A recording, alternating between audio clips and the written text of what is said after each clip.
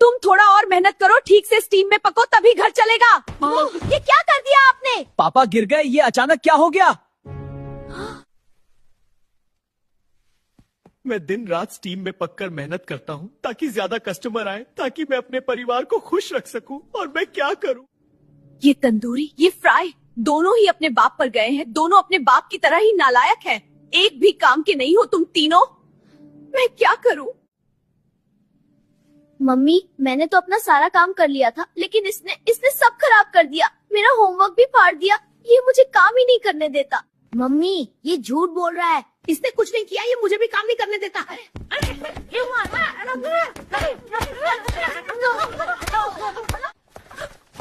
आज तो इन तीनों की खैर नहीं।